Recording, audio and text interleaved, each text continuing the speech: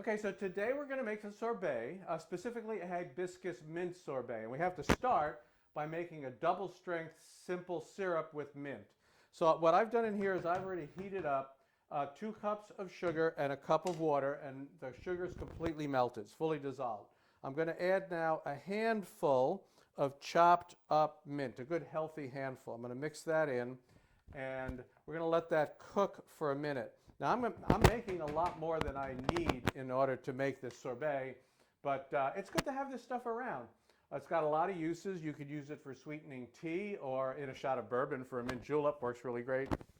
So now I just let it steep a little bit. Now I'm going to just put it in a blender. Just dump it all in the blender like that, and I'm going to blend it up. Now it's hot, so I want to start at a slow speed, and I actually don't want to seal it, so I'm going to leave the top off. I'm just going to hold a little towel over the top like that. I've got it slow, and I'm going to give it a start. See, and it's going to go, and as it starts to go, I can turn it up a little more. Now I want to chop up all that mint into that beautiful syrup. And that's all there is to it. I'm going to just leave this here, let it sit, let it kind of steep in it, and then I'll strain it. I'm just going to use, you can use any strainer you've got. I've got this chinois here. And you want to strain it, and you also want to push through to make sure you get all that nice mint flavor. So then we'll just let it cool. So we'll come back later for the next step.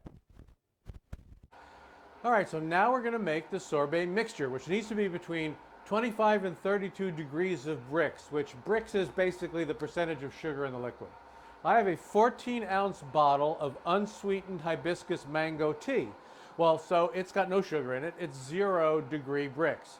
I have my simple syrup, which is 67-degree Brix, 67% sugar.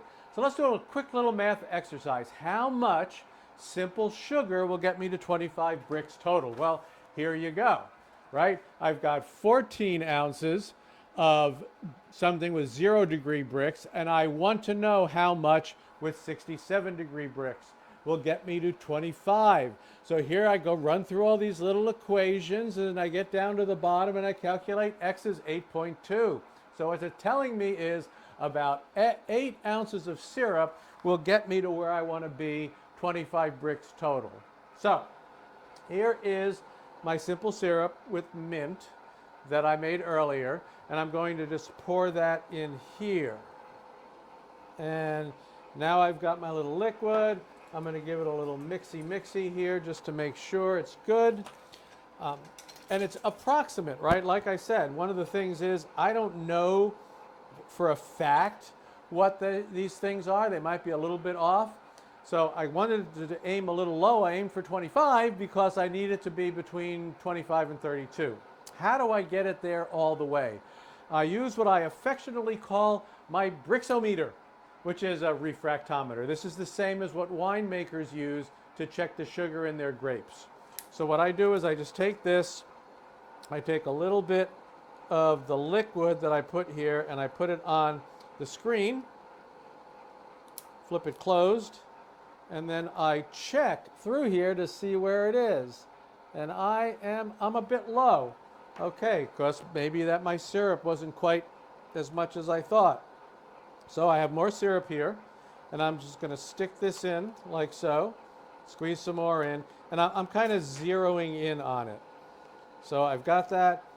I'm going to take another sample, and of course I'm going to do that. I need to clear this sample off, so I'm going to take a little bit of water, clear that off, put another sample on,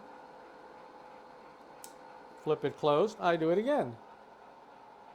All right, I'm closing in on it. It's taken me some time. So apparently my simple syrup was not as high a concentration of sugar as was indicated by the proportions that I actually put into it. Take another sample, and we just keep doing that until we get there. So I'm getting much closer. All right, mix it more up in there. So you have to be patient with this. I'm going to clear that out. You get a new sample. I clean this off. Another sample.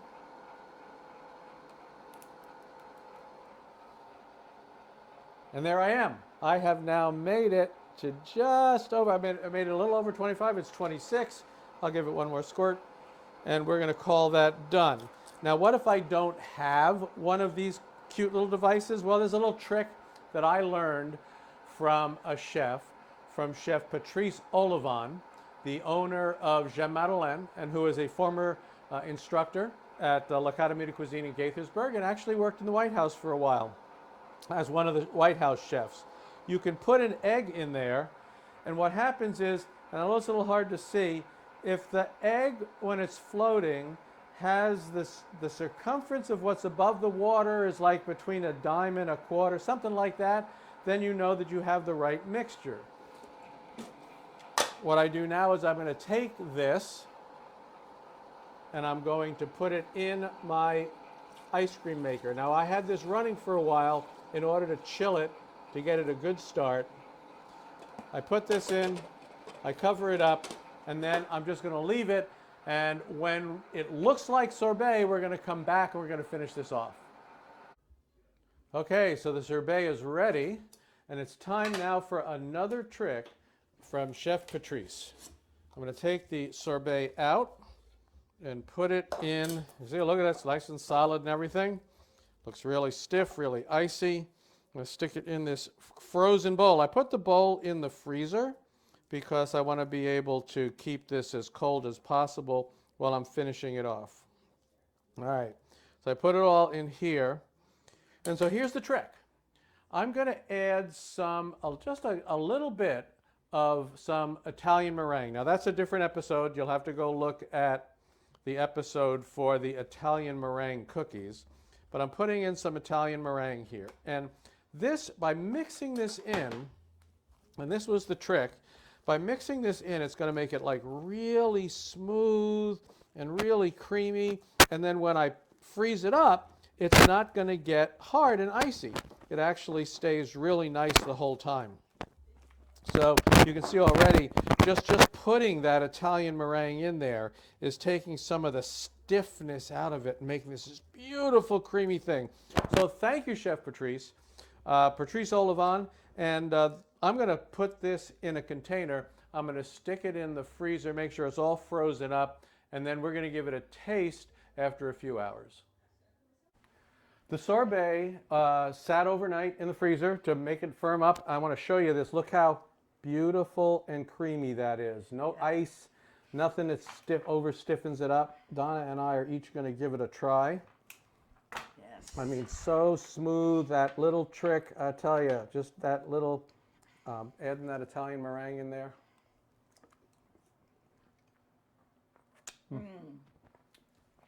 No ice crystals. No ice crystals. Coming through with the mint. Right. And that little hint of hibiscus. Yeah, that little strange bottle of hibiscus mango tea, but it actually works really well. Of course, you can use any kind of flavoring you want, but we've done this a few times. This is really good. Yeah, and it goes with a lot of different things, so that's why we keep remaking it. Yeah, so thanks very much for joining us. Hope you enjoyed the sorbet episode and the little tricks that I learned from Chef Patrice Olivan. Thanks for joining us.